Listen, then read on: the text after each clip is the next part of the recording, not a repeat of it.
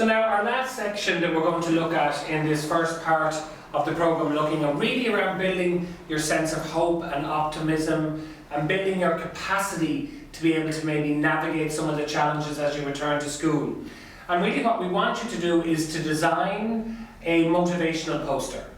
Now, again, we have some samples here we're going to show you, but really there's no boundaries to how big or how creative you can be. It might go from something very simple like taking a simple A4 page, writing a statement on it that you like and colouring that in or designing around that, the whole way up to maybe using your computer skills, using something like Publisher or Word or PowerPoint to design something that maybe involves some photographs from your nature walk, maybe involves some pictures of things that you've taken, you know, in general. Maybe it might be some images you've researched and downloaded from the internet. But really it's around finding something that connects you with your ability or your skills or lifts your spirit a little bit.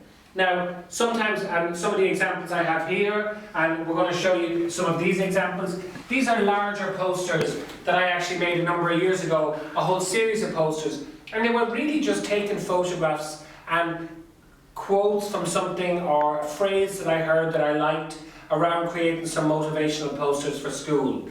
And this actually one is just an image of a mind map, a wonderful mind map that a student made that I really liked the look of, and it was a summary of a play that he had read.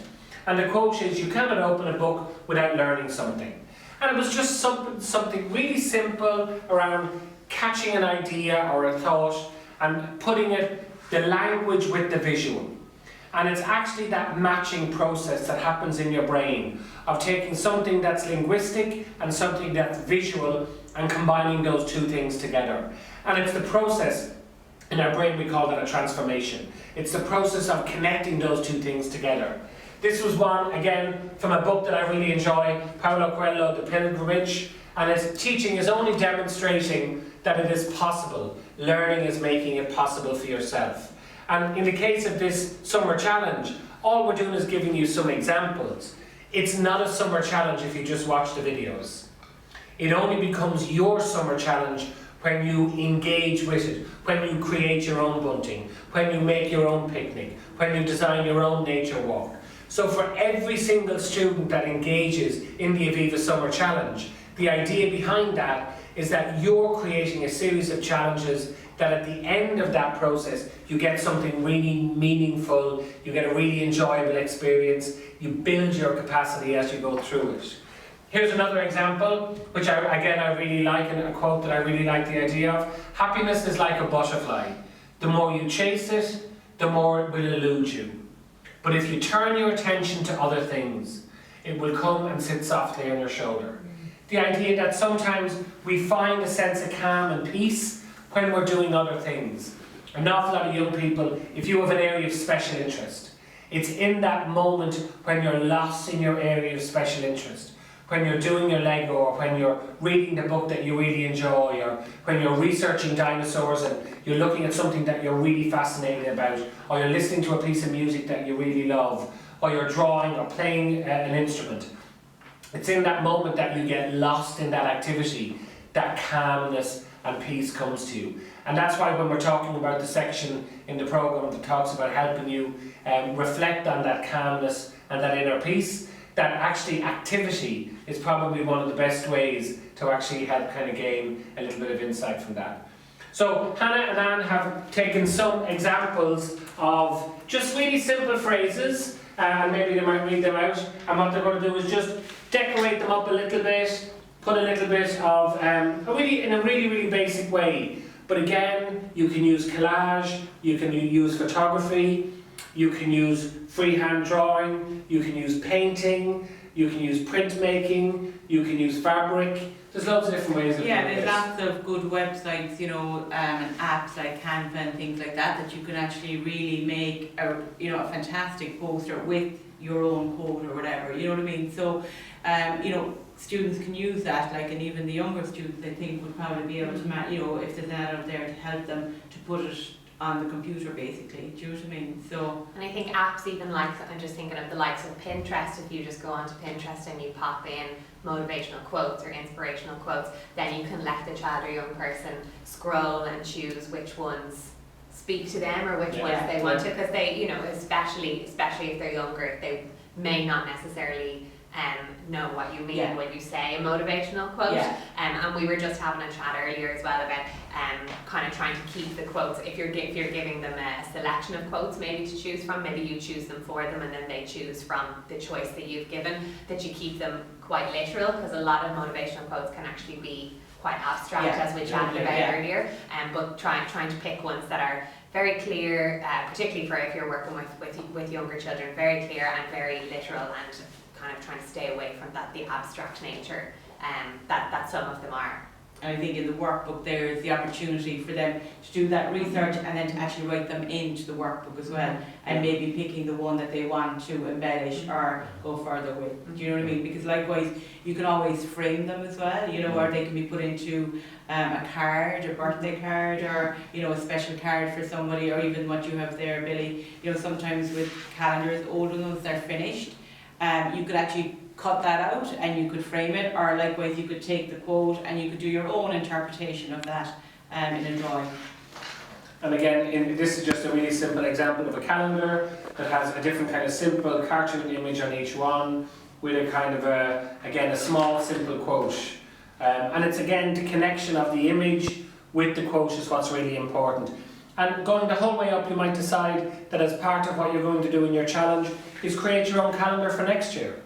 And actually, again, using an awful lot of apps and websites, you can do this very easily and create your own calendar as a Christmas gift that you're going to give people at Christmas this year for next year. So again, you're building up your organisational skills, you're building up your technology skills, you're building up your visual design skills, but make it fit as an appropriate level of challenge for you, and then help others and get others involved. And you could even go back as far as the nature walk, and the photographs that maybe you've taken on those nature walks could be put into that as well. So, you know, you're incorporating all aspects of it then into your own personal one. Yeah. And you can make the posters even smaller. You can stick them in the journal for the year going forward, so that if I get stressed or overwhelmed in school, all I need to do is take out my journal and just remind myself, look in the cover of it and remind myself to head for it, kind of to help calm down. You can turn them into key rings, similar to the calendar, and lots of apps that you can do that with, where you just create the image that you want to use, and then you might pay a couple of euro for it, and then it's sent back to you as a key ring. There's loads you can do. Or a bookmark, even, you know, like a journal that can be put into. It's nice to have little reminders that you can take with you as well. Yeah. And the other thing, when you're thinking about activities like this, don't remove the research phase of the activity. So for example, one of the activities we're going to talk about in the section on being calm and reflective is around putting together a playlist of your favourite songs that help you relax. Now, you might go back to that playlist and listen to them and pick out 3 or 4 sentences from those pieces of music.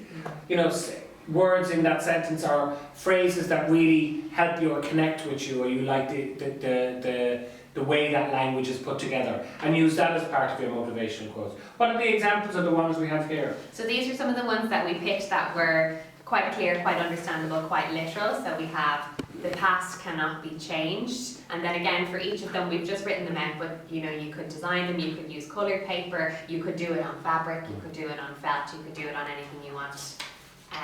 Kindness is free. So when you're thinking of like the discussions then that you could have around that, and what does that mean, and what, you know, why do we say that, and you know, what are some examples you could give of how kindness is free.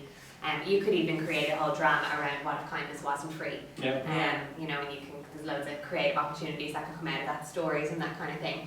And then this is my favourite one. Friends are like stars. You can't always see them, but you know that they're there.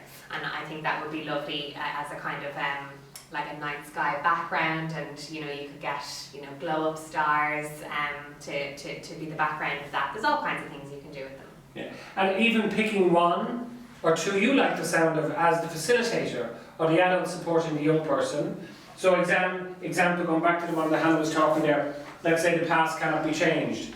If we were to design a poster, what images would come to your mind? Having a discussion about that. Where might we put the text on the page? What might that look like? Coming up with maybe 3 or 4 different ideas. It's really important that don't lock into your first idea. Encourage the young person to come up with a number of ideas for the layout, and then from that number, because that means you're bringing yourself into the design process. The design process is identify the challenge, come up with solutions and make a choice. Instinctively they might come up with one solution very quickly. Doesn't mean it won't be the right one, but encourage them to go past that. Encourage them to come up with different solutions, and again, it's in that work before you get to the final product. The final product is the evidence of a process, but the process is just as important as producing the actual poster itself. Absolutely. And I think they'll be doing that right throughout with all of the activities actually, you know, and that research bit really is where maybe they'll go outside their boundaries a little bit too and find, you know, other pieces that they might be interested in. So it's really worth spending the time doing the research with them and allowing them the space to do it, rather than you coming along with everything here ready to go, as we've kind of done today, you know. And that the facilitator is part of this the whole way through. It is student-led, it is child-led, but it's not a case that the facilitator is just giving the activity and leaving the young person or the child off to do it. Like, you are part of it the whole time. You're constantly stretching, learning, you're constantly questioning.